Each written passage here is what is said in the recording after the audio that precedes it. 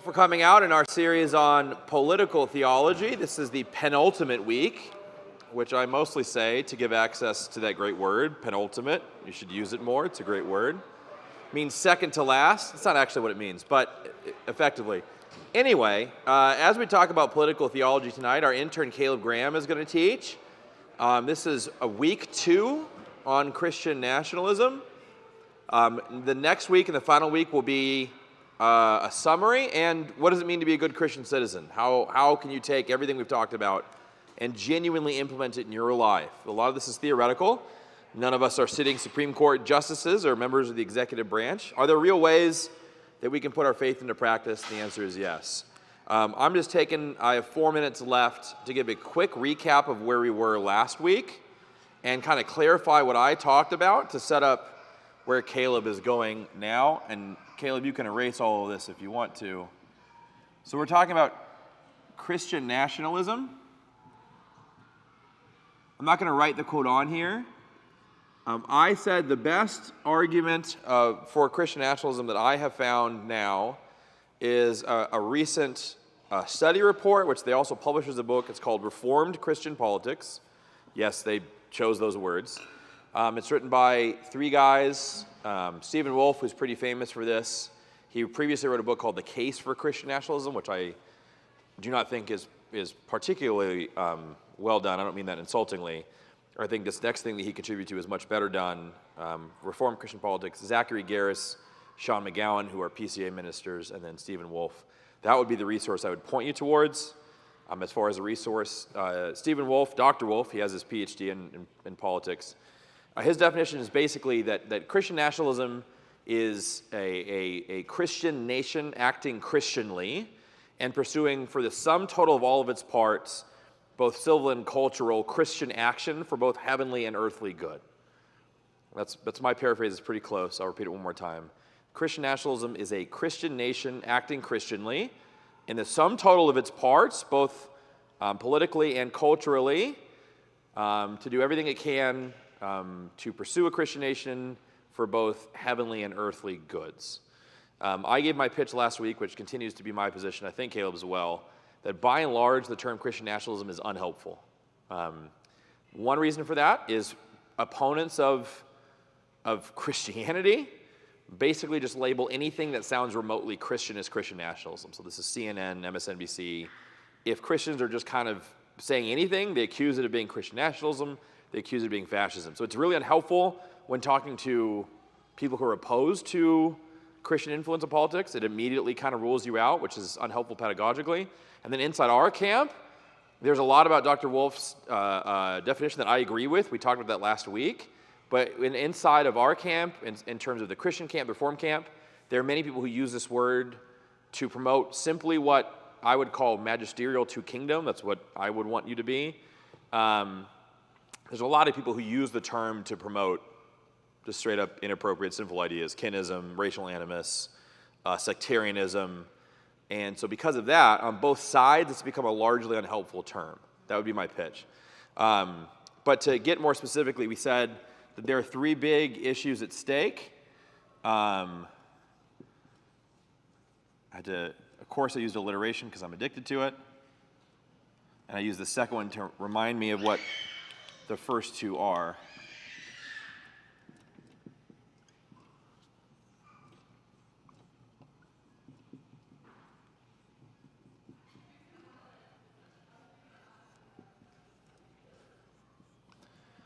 So this is my summary that Caleb agreed to work off of.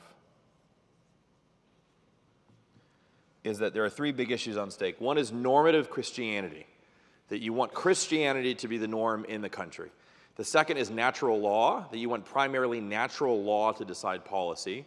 And the third is national homogeneity. You want a culture that is largely the same in the country. All of these things on their own are things that I would totally agree with. I think the magisterial to kingdom position totally agrees with. There are some ways in which maybe the R2K position wouldn't so much agree with this. There are some ways in which theonomy wouldn't like number 2 very much, but I think these are good issues to consider. And I think if we're talking about just America being a Christian nation, natural law informing specific policies, not everything. And generally, we talked about early on that America had something called a Protestant social order. That America was a Protestant country where people thought Protestantly, and they thought of themselves as a Protestant country. If you ask someone in France, or in India, or in England, or in Peru in 1820, what is America? They would have said it's a Protestant nation. And so that Protestant social order is this national homogeneity. But as a way of helping you guys engage in the Christian nationalism debate, last week I went through normative Christianity, and I argued against something called establishmentarianism, which I continue to think is a very bad idea.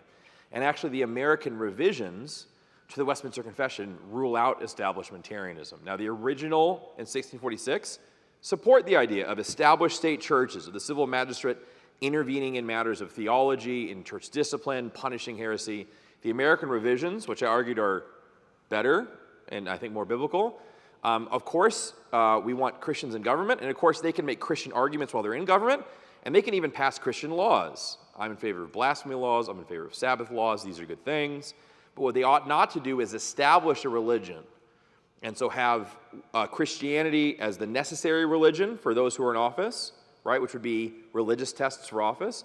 We also argued against either the federal government or state governments adopting a denomination or a religion as. So Arizona is a Lutheran state, or Texas is a PCA state, right? And so last week was the argument that that's a bad idea, right? That actually gets in the way of having the Protestant social order you really want.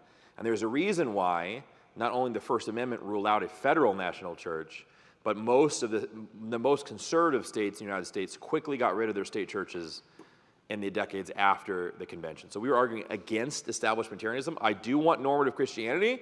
I don't want it because the state says you all have to be Lutheran, you all have to be Presbyterian. You can have Christian laws without establishing a state religion or denomination. Now Caleb is going to take natural law and the idea of national homogeneity and critique those ideas and unpack them. So I just wanted to clarify, I got a lot of questions last week. And I went 3 minutes longer than I said I would, so here you go. The lesson's ruined. Yes, yeah, call it off. All right. Well, good evening. I'm looking forward to working through this. My exposure with this is not, I've already forgotten the book that David recommended. That's the more recent Stephen Wolfe edition. But I read The Case for Christian Nationalism at this point about 2 years ago. And so my familiarity is broadly with that.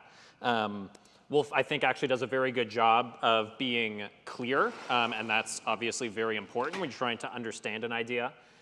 He lays things out well. There's no doubt where he stands.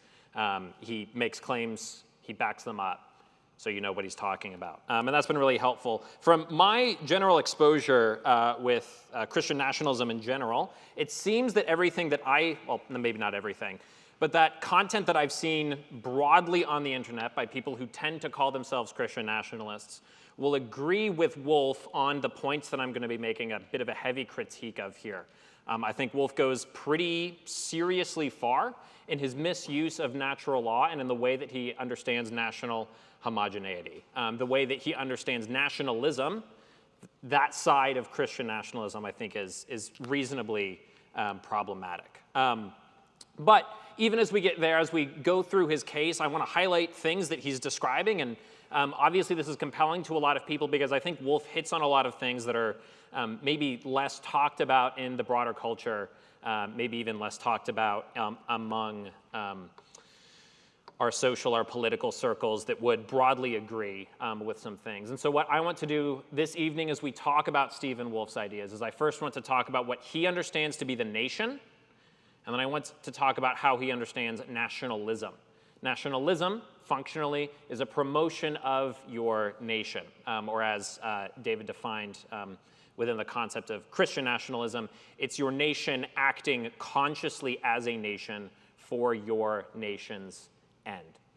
So with a definition like that, if you don't know what a nation is, we're going to be swimming upstream for a little bit. So let's go ahead, we'll start there. I want us to talk about what Wolfe defines a nation to be in his book. Again, this is commiserate with what I've seen defined as a nation online. I think actually it's a pretty solid definition of nation. We'll talk a little bit about some of the ways that he works with it. But one of the first things Stephen Wolfe drops is he says a nation is a very hard thing to define. What is it that is a nation? Remember, we've been talking about this for pretty much the entirety of the series. When we use the term nation in our common parlance when we're talking to one another, oftentimes we mean nation states, right? Not just the people, but the government that is over that people.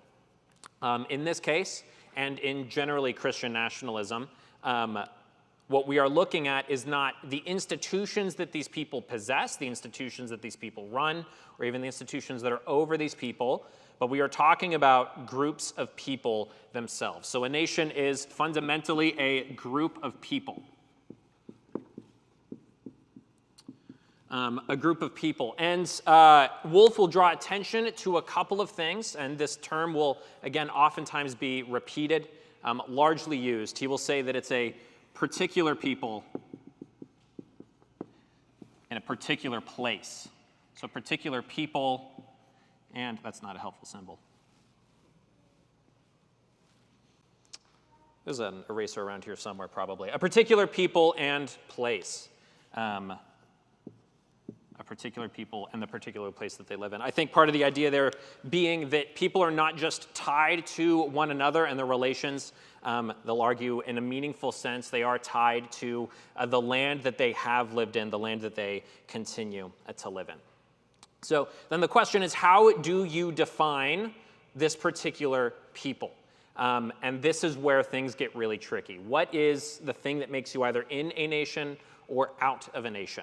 And Wolfe and people following him are going to say that's almost impossible to pin down.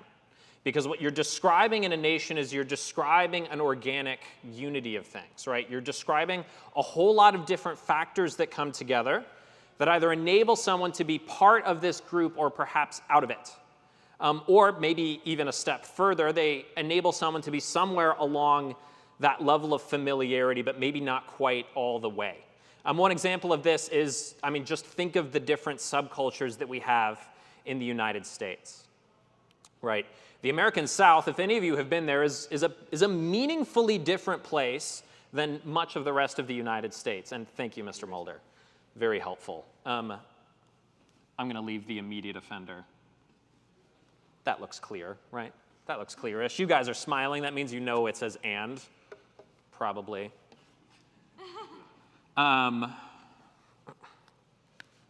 There's the word and, 3 letters. Subcultures exist within the United States, subnations, if you want to call them. I've heard the term microethnicity, if that's helpful, probably not. But they might recognize people from another part of the United States as part of their people broadly, but there's ways that they'll know you're not from around here, are you? And so a nation is notoriously difficult to define, and something that is very important, something that perhaps I think is accurate, is that this is an organic reality.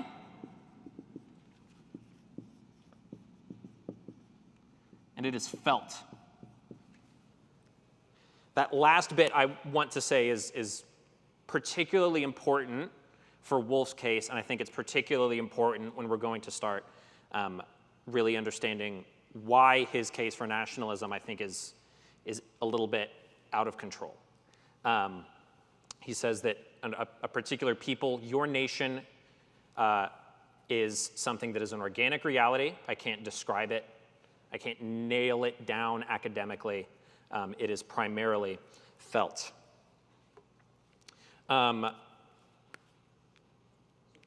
Yes. Not to jump ahead, but Go for it.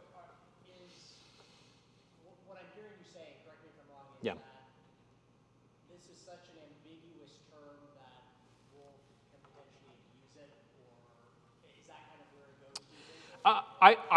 I would say so, yeah, because it's, and I understand the need, if you will, for the ambiguity of the term, because I think we can distinguish between something descriptively and something as proscription or prescription, right? What you ought to do in light of it. And I can tell you that whether or not someone seems familiar to me or someone seems like a foreigner to me is something that I primarily feel, and it is something that is not really something I can define, right? If Trevor started speaking in an accent in the next 5 minutes and kept with it, would he feel like a foreigner? I don't know. What if you had slightly different attitudes towards certain things? I don't really know. But yeah, does that get to what you're? Okay. Okay. We'll continue with this, especially as we get into Wolf's definition of nationalism. So it's an organic reality. It is felt. It is of your particular people and place. That is maybe something important here to write. It is familiarity, and it is personal. And he lists out some of these things that we use as markers for these people groups. What is it that makes people part of your nation or not? He says language, manners, customs, stories, taboos, rituals, calendars, social expectations, duties, loves, religion. All of these different things that make up who we are as people, the way that we communicate with others, the way that we expect others to act, the way that we understand certain questions to have certain significance, right? If you ask a German or an Eastern European person, how are you? They will tell you about how their back has been. They will tell you about how their relationship with their mother-in-law has been. They will tell you everything. When an American asks another American, how are you? What's the response? Fine, good, great, right? One word, let's move on. So these sorts of things, Wolf underscores this familiarity, this ability to have an established common set of social expectations does help us. And I think that's real. Being able to communicate freely, easily, with an understood set of rules, with an understood set of things that you ought and ought not do is helpful for the common life. Doug, did you have a question? No, I think you answered it. Okay. Yes, yeah. So those were the list there. And I think here's where we start to get maybe two things at once, right? Because in this list of things that are familiar, there are things that are perhaps helpful, beneficial. I don't quite think I'd use the word essential, but certainly helpful or beneficial when we're building a society together, right? An understanding of how we ought to behave towards one another, what words mean, what the words we don't say mean. All right. So any questions here at this point? When we're looking around, recognizing what our nation is, what another nation is, it's in light of familiarity or lack thereof. It's an organic reality that can't be prescribed and is rather felt. It's of a particular people involving the place that they've worked, that they've lived in. It involves even shared histories and relations. And it's fundamentally a group of people. Yeah, Nick, go ahead. How well does this definition transcend to previous centuries? The nation state is a relatively new idea. Yes, that's a good question. I think something like this idea is probably present throughout much of, if not just about all of human history. I think there is an acknowledgement that even if, the Greeks are ruled by several dozen cities, there's a commonality that's there, where I understand that the Athenians would call the Spartans Greeks and not the Macedonians, even if the Macedonians might want to call themselves Greeks, right? That's where you get to some of the malleability, the fact that it's felt and organic. But I think what he is describing is something that's broadly true, something that we do see throughout history. And I don't think that's my problem at all with his definition, actually. I think pretty firmly we recognize in-groups and out-groups, and we do so in light of a very wide variety of reasons. Yeah, that's a good question. All right. Now, that's what a nation is. Something else that's very important for this case, and again, that I've heard repeated not just by Wolf, but by other people who would hold to the same sort of system, is where nations came from. They all want to have an origin that is before the fall.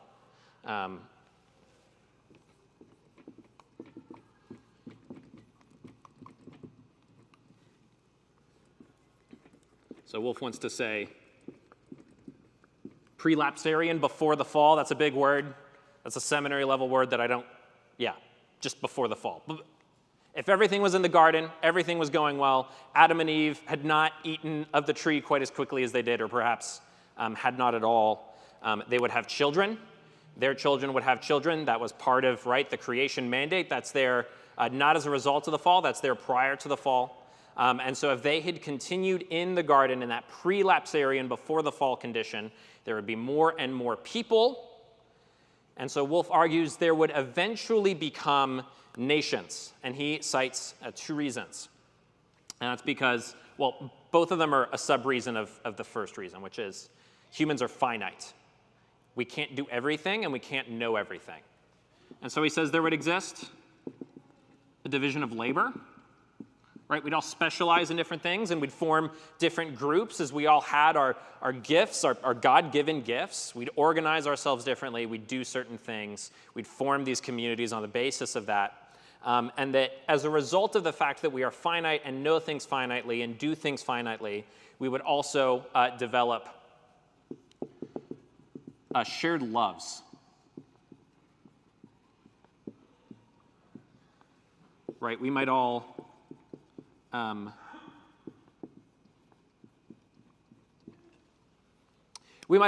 recognize that all humanity everywhere, just as a result of who they are, by the fact that God has created them, love poetry. We love to do things with words, to capture beautiful essences. But if you read Hebrew poetry, either in English or in the Hebrew, it's really tough sometimes for me to find the beauty in it, You sometimes have to look down into the meaning.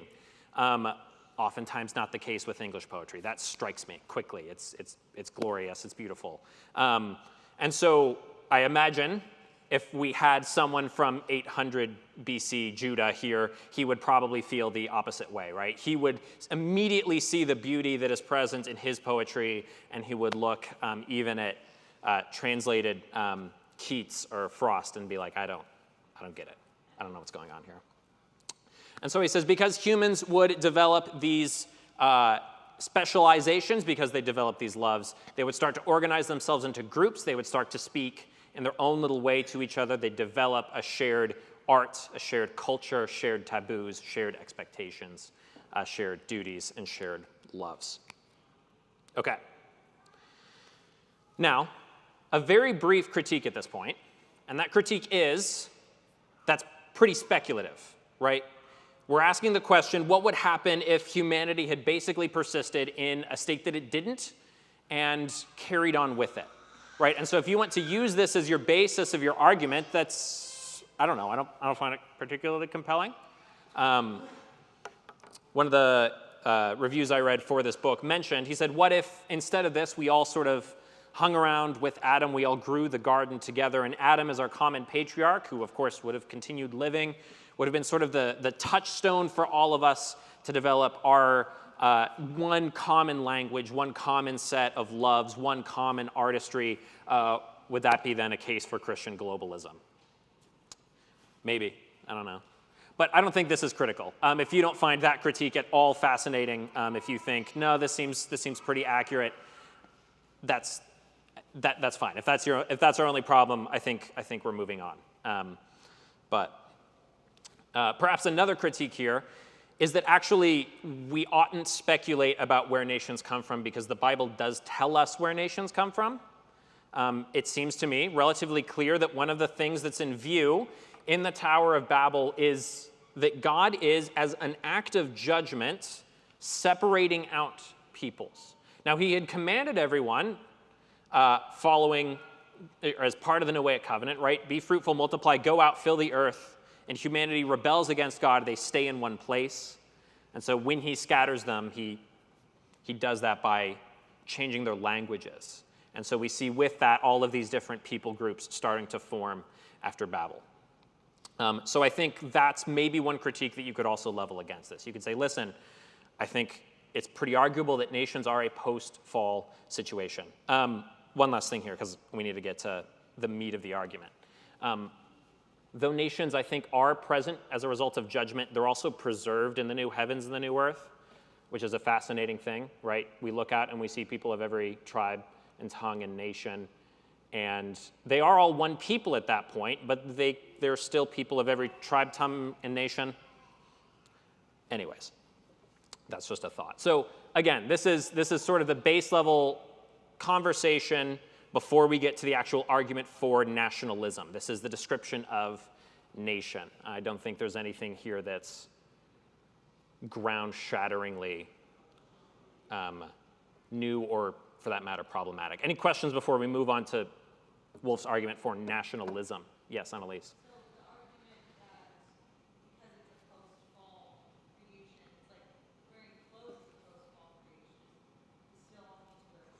Sure. Yes, yeah.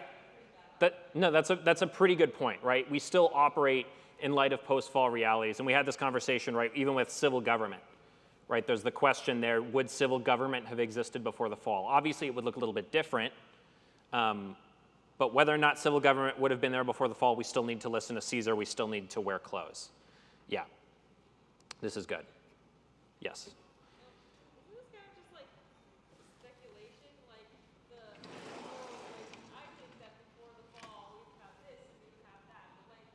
Yep. So I think that's right, and I think it is speculation, and my counter to it was also speculation, and so I don't want to pretend like I've done it, like we've got Wolff here. But it's important to establish that it is speculation because this is going to be essential for Christian nationalism's reasoning as to why we ought to be nationalists today.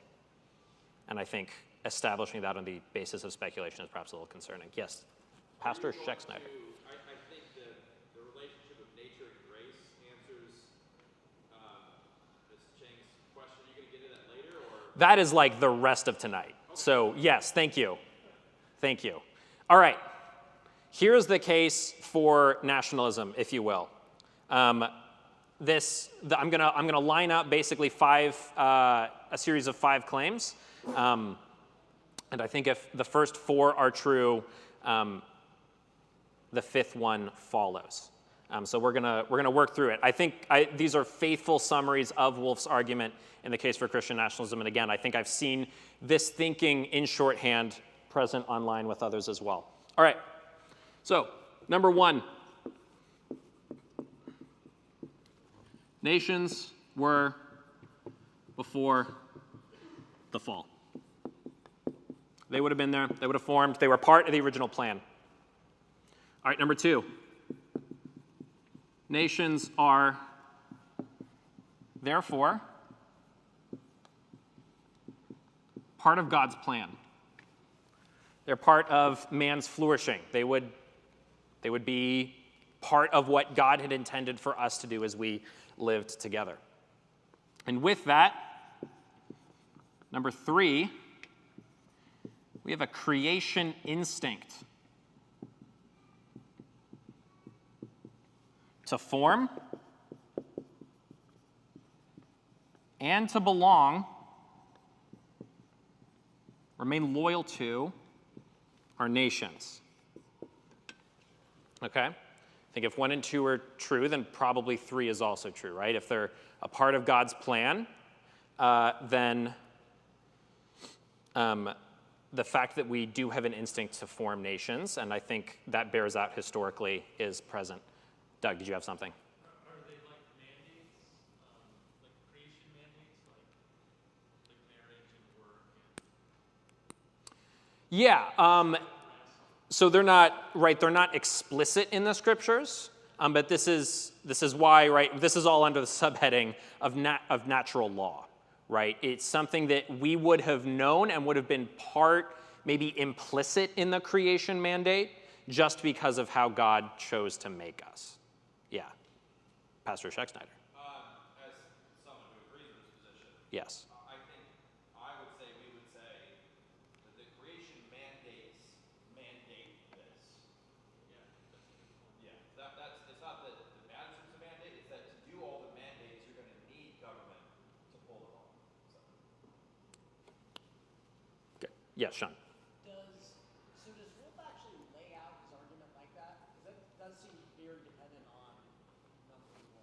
I would say that this is pretty accurate. I have quotes by him if you want to see it, but he starts out by talking about who we are in the garden, and then a very large portion is defending number 4 here. So we have 1 through 3 established. Number 4 is our creation instincts remain reliable,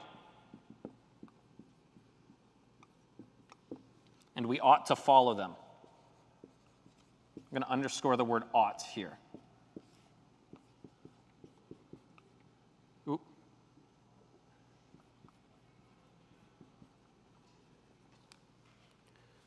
Our creation instincts remain reliable, and we ought to follow them.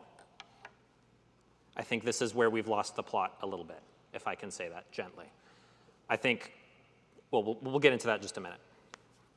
All right, if 4 is correct, and 1 and 2 and 3 are also correct, number 5 is true, which is, if we follow our instincts, I am running out of room here. If we follow our instincts regarding nations, it will lead to our flourishing. Right? If they're part of God's plan, if we know how that plan is to be executed just based off of those instincts that we have at the beginning, and if following after those instincts will bring us to the fulfillment of God's plan, it'll bring us to our flourishing. But I think number 4 here is the great problem.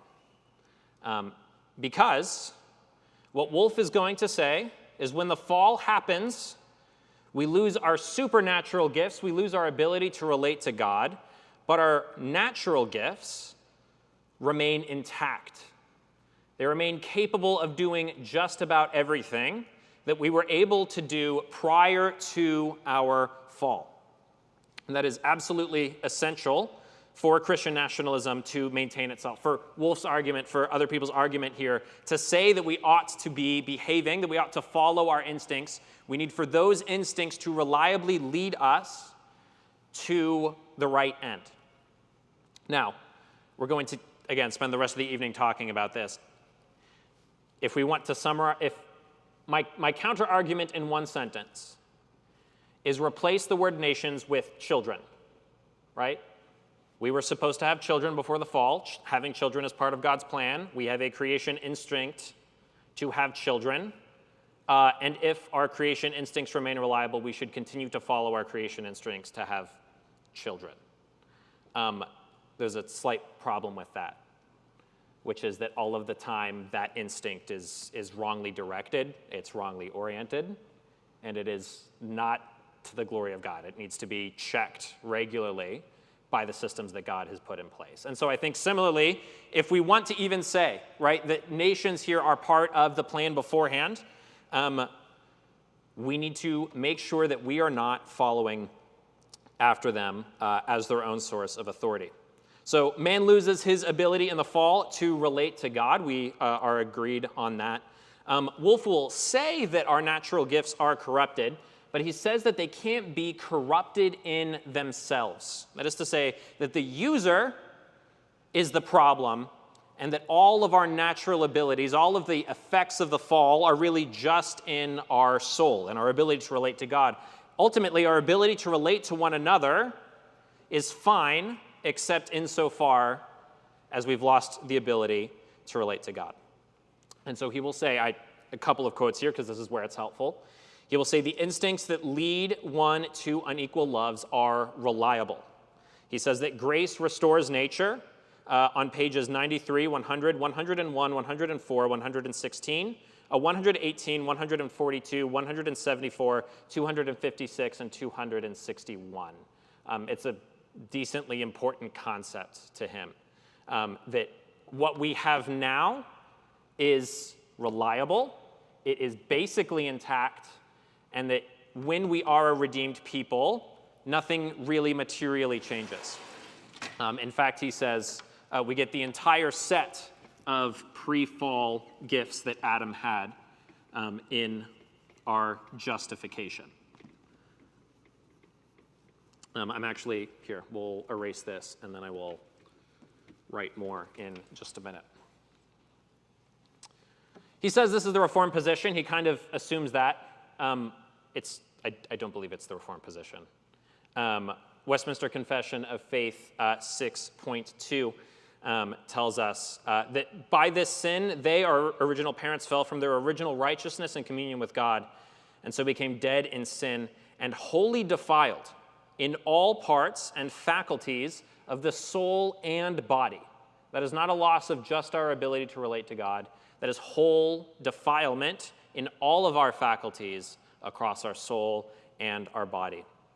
Westminster Larger Catechism 28 will say that vile affections, wrong instincts, wrong loves are part of the fall. Calvin says in Institutes 2:12 that soundness of mind, integrity of heart were withdrawn, and our natural gifts were corrupted. Turretin 9:2-5 says that although our sinful desires may not be in our power, yet because they were such in the beginning and ought to be in accordance with the duty of man, they do not cease to be sins. In other words, we have wrong desires now, and even though we don't will them, they are still sinful. And Calvin, summarizing Augustine, says that men's natural gifts were corrupted by sin, and his supernatural gifts were withdrawn altogether. Bavinck says that original sin holds sway over all one's capacities and powers. Luther says the carnal man of nature violently rebels. The only one, so Etienne Gilson, who Wolff quotes, is a Roman Catholic bishop, and he will say, the popular idea of a Christian universe corrupted in its very nature by sin owes much of its favor to the Protestant Reformation. Wolff will say Gilson's missed it, but he's a theologian. He seems to be correctly identifying things here. So that's a bit of a problem, right? If we're going in assuming that our instincts are reliable, assuming that we can follow what we think is right and it will lead us to the right conclusion, there are problems that result from that. And so this ultimately is, I think, the big problem with Wolff's account, and I think it's why we see him and so many others fall into kinism, fall into an idea that people are your people because you feel like they are, and with that, very frequently, and certainly you can't say there's a principled opposition to it, even if in some cases someone doesn't hold the position, race becomes a factor, right? Because someone who looks different from you, someone who is physically different from you, is going to have a degree of difference from you. And so it will be easier. And certainly it has been historically true that as a result of that, people are going to say, I don't feel like you are my people.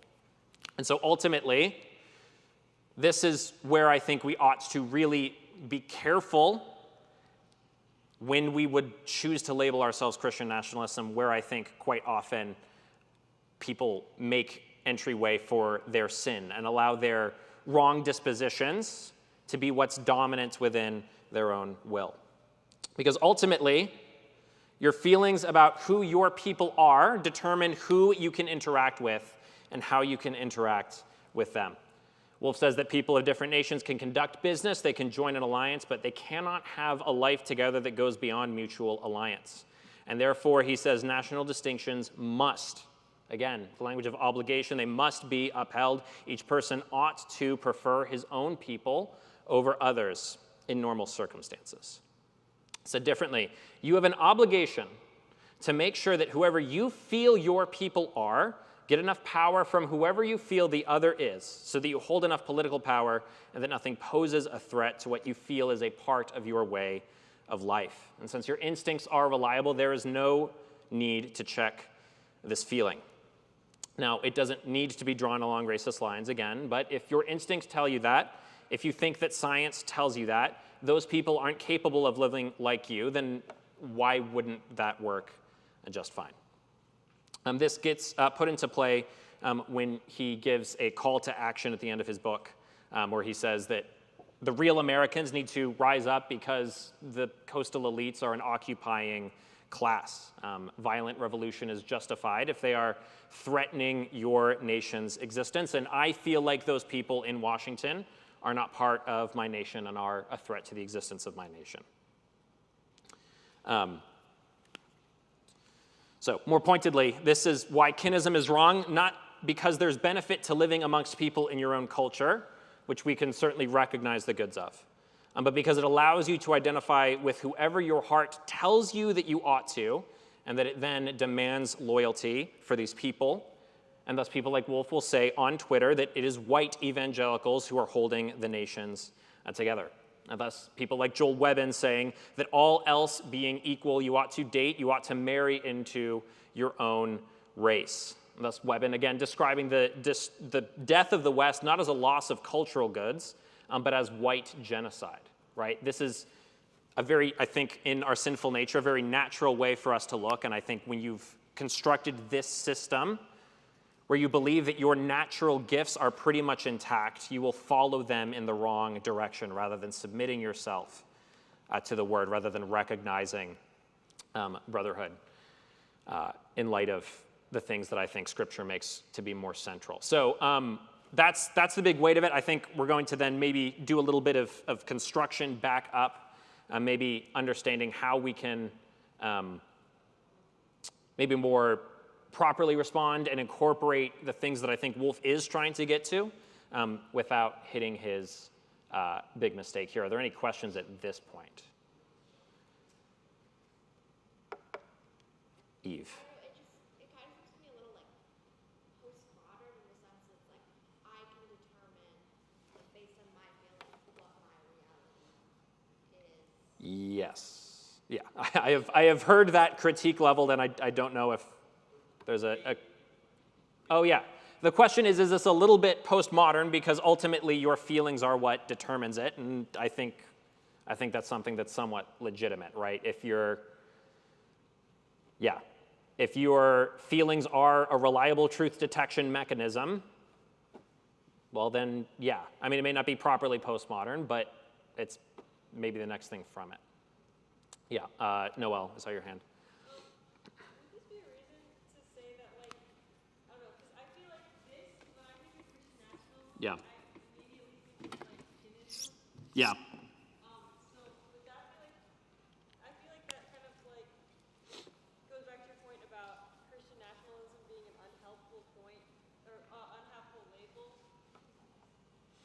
Yeah, that when you think of Christian nationalism, you think of kinism. Yeah, like, Yeah. like those two are, like, basically the same thing, well, up until now. in my Yes. Yeah, I mean, I would say this is probably the principal reason you should avoid the label, is because people who are advocating for kinism, for avoiding mixing with people who are not your kin, which includes, again, avoiding, in many cases, interracial marriage, will use the label Christian nationalist to identify themselves that way. And so could you maybe call yourself a Christian nationalist and cut this part out? I suppose you could. I just don't think it would be helpful. Yeah. Annalise. I think this is a little more difficult because our perception of who we feel Yeah. is harder in a place like America. A Japanese person, Sure. it's not about who they feel. Mm-hmm. They know. A Nigerian, et cetera, et cetera. Yeah. It's particularly difficult for Americans. Yeah. That's good. So Annalise's question was, is it particularly difficult in our particular moment as Americans who are, I mean, right, historically very a melting pot, right? People of all different cultures coming together and oftentimes preserving small bits of them as they get together. And I think, yeah, that's fair. And I don't think, again, my problem with Wolf isn't that nations exist or that, right, by having a shared set of cultural expectations, we build a better society together than we would if we all had different cultural expectations. But yeah, I imagine certainly detecting who your people are is a little bit more difficult in America, which is why I think you ought to be very clear when you're going to be saying ought or must as a result of who your people are. And I think that'll be the next thing we cover. You had a question as well? Yeah. I'm not sure exactly how to ask this. Okay, But go I for it. guess, like you bringing up some of Joel Webbin's statements on race. Yeah. Differences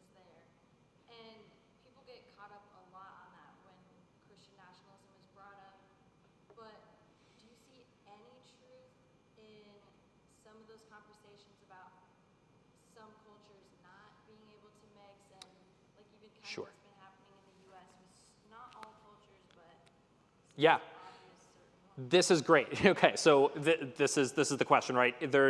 We'll get caught up on race, and I don't think we should pass over that. I think that's, if you're going to say that's a factor, I think that needs to be addressed. But I think people like Joel Webb and people like Wolf are going to be driving at things that are genuine problems in our society. And while I think they make some pretty significant mistakes along the way, I think they're also pointing out some things that we can and ought to talk about. Pastor Schexnayder, and then we'll move on to the next bit. I would just also like to draw a line of separation between Joel Webben and Stephen Wolf. Okay, go for it. Well, I think it's pretty apparent. I think Stephen Wolf, I'm not quite sure if it's fair to call him a Kenneth. He definitely says some things I find very incorrect and wrong in the book. Joel Webben is a race bait. Okay, And yeah, sure. so I'll just say publicly, Joel Webben is not somebody that someone should listen to. He is disqualified from ministry. This is also true. He behaves foolish online. And so I think it's good to bring those people up. I just don't want to say, there was recently a podcast that talked about people going to Presbyterian and Catholic churches, and we had a problem with that because we're like, those aren't the same thing. Yeah, So I would just, I think there's that's helpful. critique Yeah, Wolf on this issue sure. without lining him next to guys like Joel Webben. Okay, that's fair. I'm going off of my limited exposure to both. So maybe that is, I'll repeat that for the internet. That's helpful. It might be good. Our pastor is saying it is good to draw a line of distinction between people like Wolf and Webben. There is clear progression or extremity in views. Yeah, Evan. I think also to be said though, Stephen Wolf has very much come out and made some very clear statements about sort of this racial divide we see in this country that ought to be there, specifically around interracial marriage and stuff. Like he's made statements like that. And so I know Webben's kind of extreme, but also I feel like Wolf is not so like, to me that's still out there. I think we can probably discuss the corpuses of those two men's tweets at another time, but that's a fair point, Evan. Right? Like there's a lot that's out there. Yeah. No. I would return to the tweet I referenced. Right. You even recognizing that the majority of people responsible for the founding of the American church are white evangelicals. I don't think you should say sentences like "white evangelicals built this country." Right. Just don't enter race into that conversation. Yeah, Doug. So we talked about the distinction between nation and nation state. Yeah. Does Wolf interact with that idea at all? Would he call a nation state an illusion, a sinful thing, Yeah. a product of coastal elites? What would he say? So what he would say, I touched on it very briefly. He would say that nations ought to have political autonomy. And so he would actually say the nation state is the default. And so he would say it's not wrong for multiple nations to join into an empire of nations, so long as each nation that's consistent has the ability to secure its own future, to guarantee a measure of autonomy. And so he gives examples. What is he? He talks about the United Kingdom, right? The Welsh are a nation, the English are a nation, the Scottish are a nation. He thinks it's fine for them, for those three nations to be under one state. He also thinks it's perfectly acceptable for like the Dutch to be a nation state that guarantees particular freedoms. Yeah, there's another follow-up question, which is what does it mean for there to be a threatening of your nation? And so, yeah, does the Constitution do that effectively? Yeah, Sean.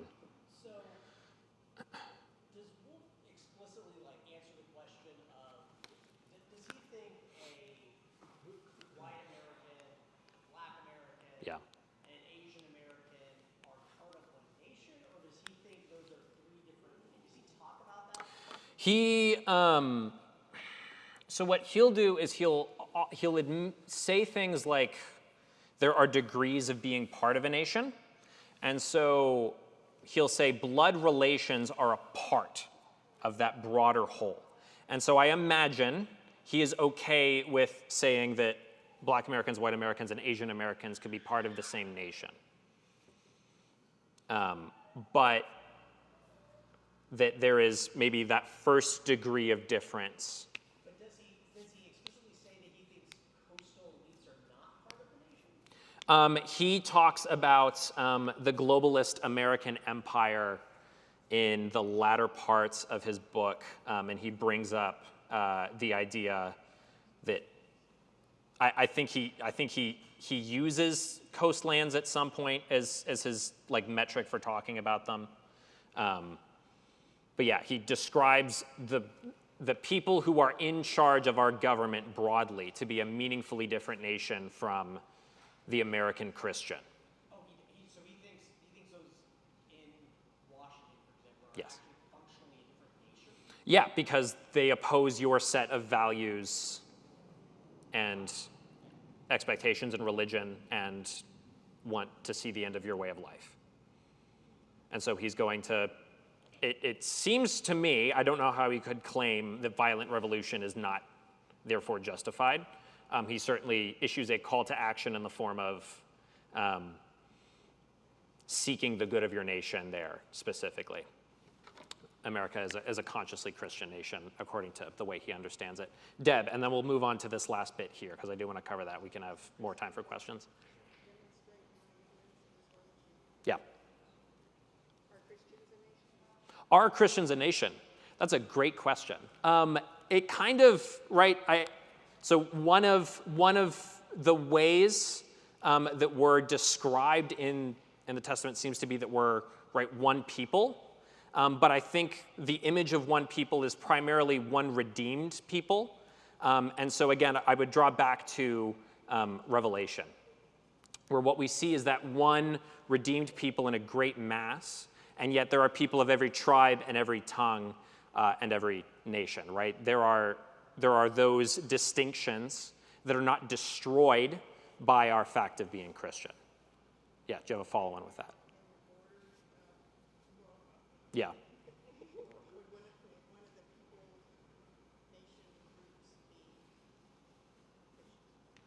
Would one of the nations within America be Christians? I don't think I could say that hard and fast, no. Yeah. Sorry. He's very aggressive in the doctrine of spirituality of the church. Oh, this is a good point, yeah. So he would, Yep. he would very much reject the idea that That's a really good point. Christians or the church operate on the same sphere or idea as a nation does. And so he's very similar to R2K. He would absolutely not call Christians or the church a nation in the same way he's using it in civil.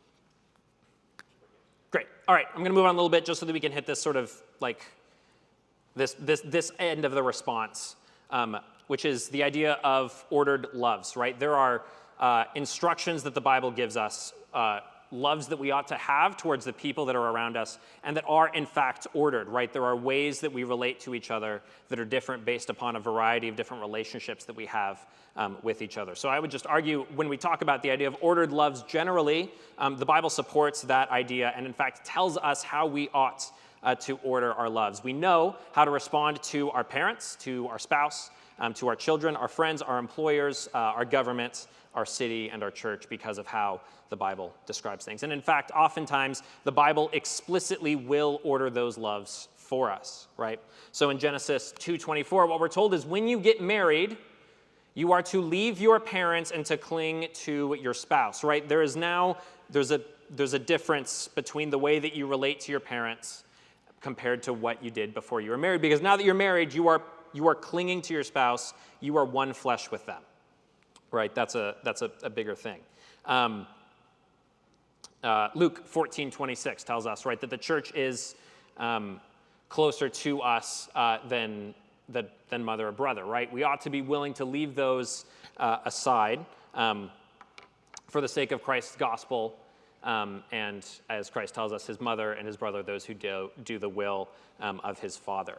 And I think also we're told, right, in Luke chapter 10, our obligation towards one another, right, in the parable of the Good Samaritan is That the neighbor is not the one who shares some cultural or we'll just say broadly national similarities with you. Your neighbor is the one who is cared for you.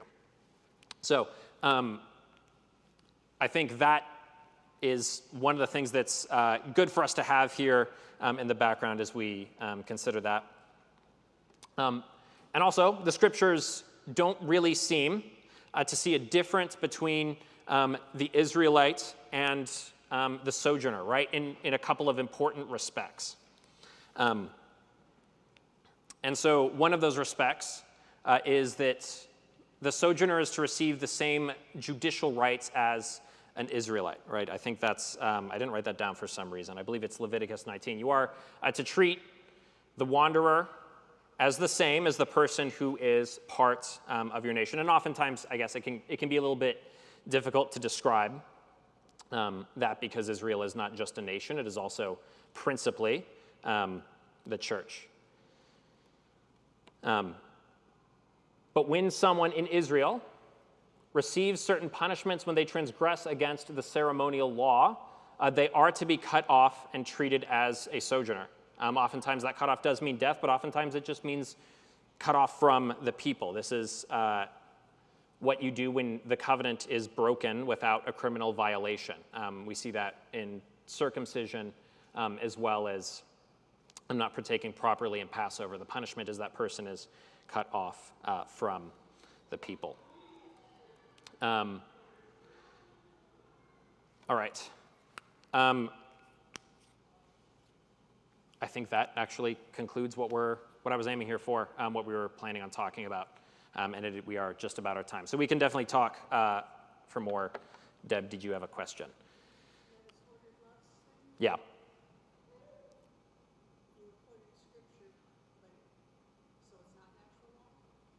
Oh, yeah. So I would say, right, when you are going to be involving how we as Christians have obligations, right?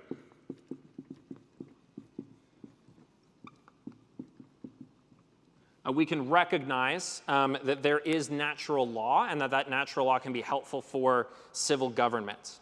But if we're trying to establish a moral category, if we're trying to create imperatives for people describing their duties, I think we ought to consider what the testimony of Scripture is, right? The Scriptures principally teach what man is to believe concerning God and what duty God requires of man.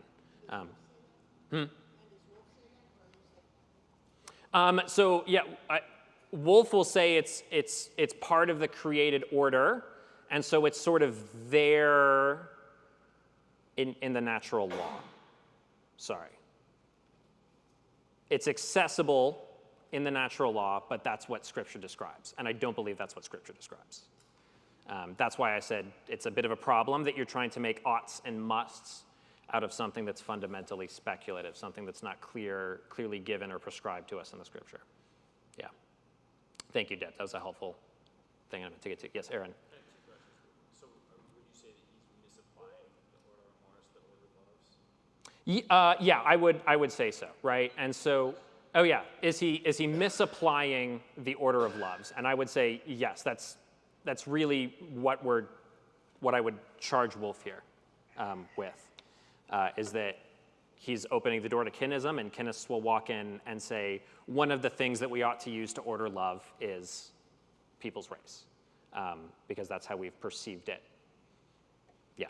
Wolf is saying that. So Wolf doesn't explicitly bring in race. He only mentions blood relations, which I think is not disconnected from that. But what he'll establish is that our instincts are reliable. And what I think is hard to deny is that people have instincts that make them more familiar and comfortable with people of their own race. Yeah. So if I could just go back to the beginning, you guys are saying that. Sorry, you were asking for clarification. You had a second question, and I'd like to, Just on the if at all possible. Sorry, David. Israel and the sojourner Yeah. example. Yeah. Are you relating that to like a melding of cultures like the United States? Or what was the Yeah, sorry, that was not especially clear. So my purpose there was to say that the way that Scripture describes somebody who is from your nation, but not in that covenant community, is the same way that you are to describe someone who is neither in the nation nor in the covenant community. Yeah, and so I'm really unconvinced that the testimony of Scripture is that you have special obligations to people who are like you, if they're not a part of the different elements of your society, especially. Yeah. Yeah, and then David, go ahead. Yeah, so you're saying Christian nationalism is not a useful term? I would say so, yeah. Well, yeah, Because if you separate Yeah. the two and look at what a nationalist is Right. and what a Christian is, Right. it seems to me that it's just that it's been hijacked by some unsavory characters, similar to maybe Mormons or Jehovah's Witnesses calling themselves Christians as Sure. well, and we would correct them. Is that kind of what's happening here? It's not that it's a bad term, it's that we have guys that have taken this term and they're using it for their own, perhaps underhanded. Yeah, so the question is Christian nationalism a term that is being hijacked by people who are promoting kinism? And I think it's definitely being used in force by them, and I think that's oftentimes what is most often in view when people choose to call themselves Christian nationalists, or when people would choose to call someone else a Christian nationalist.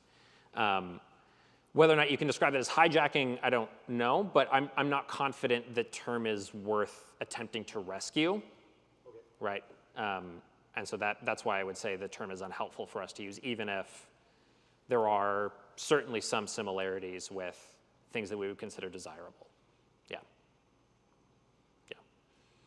Yes, go ahead. I get that we want to overlook maybe the majority of the conversation about race, because I think sometimes it is just an excuse for people to be racist. But at the same time, I understand that it's part of the conversation because we as Christians or anyone in this nation can't really share it with, for example, Muslims, like practicing Muslims, right? Sure. So, like, I get that some of it's like, okay, we don't want to just be racist, but I would think that race and culture is kind of a necessary part of the conversation. Yeah, so the question was, as we're trying to have conversations with people who are different from us racially and culturally, that's a central part of the conversation. And recognizing the difference in somebody's culture is certainly important. I'm not confident that we ought to say that, let me say it this way. We can look at people of different cultures and recognize that there are differences and that some of those differences are either good or bad, right? But to enter race as its own factor beyond culture is, I would say, no longer treating the person before you as an actual person, right? You're putting them into a bit of a biologically determined category, if that makes sense. So you Go ahead. separate race and culture. That makes sense. Okay, yeah. We would separate race and culture, right? And we would say, if we're critiquing something in a culture, or even we're critiquing a culture generally for acting in a certain way, we ought not to, even recognizing that most cultures are going to have certain racial demographics, not take anything from the culture and put it back onto people of that race. Yeah, that gets what you're going for. Great. Annalise. Sorry, what's your name? Fiona. Okay, to Fiona's point, I think what gets really difficult is if I critique, Yeah. let's say Islam, Yeah. and I say Islam's incompatible with our culture for XYZ reason, non-Christians will also make that about race. And so we're like in this bind, we're like, well, no, I'm just talking about the religion and customs, et cetera, but it already is about that to the world.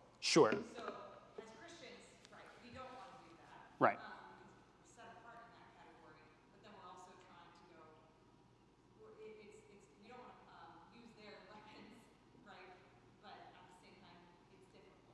Yeah, it's certainly difficult to have a conversation about culture without race being drawn into it, which is why perhaps we ought to be extra diligent to be clear that race is not a category that we use to determine someone's ability to participate in a society or worthiness to be made a part of a community in one way or another. Yeah, because yeah, especially to the world around us, that's somewhat instinctive. Yeah, sure. It's the standard. Yeah, Eve, go ahead and then. And then also to Fiona's point, I feel like using the example of Islam, that is more of like a religion. Like that's not necessarily a race, because there's a lot of people, many different races, who would be Muslim. Sure. So I think by making it, it's bigger than a race issue, and Yeah, using the example of Islam, it goes beyond one race, and so, yeah. Level those charges there. Aaron, go ahead. I think at the same time, Christians shouldn't be afraid to repudiate cultures that are. Yeah, absolutely. Yeah. If you thought that was what I was, yeah, right. I don't think that's what you're saying. Yep. But like, No, you're good. Say, oh, I can't critique a culture because it's associated with this race. Like, you can critique hookup culture, it's cross-racial, or you can Sure. critique whatever X culture that aligns with the race. Yeah. Without Yeah. like you said, without making it explicitly about the race, but you can't be afraid to. Absolutely. And so, right, part of the reason why I brought up the idea of ordered loves, right, is we need to recognize where certain cultures have blind spots towards the loyalties, the loves that they are prescribed, that they are given in Scripture's vision for human life. And we ought to be very specific in saying this is where this group messes up, this way of thinking, this idea, without placing it along those lines. Yeah, thank you, Aaron. And then further. To avoid these, oh, this is in their nature. Yes. That is the Yep. fundamental thing that we're trying to avoid. I very much believe so. I think, right, if you're running off of, yeah, there is one human nature. It is a single one for all of us. Nick, did you have something to add? A question?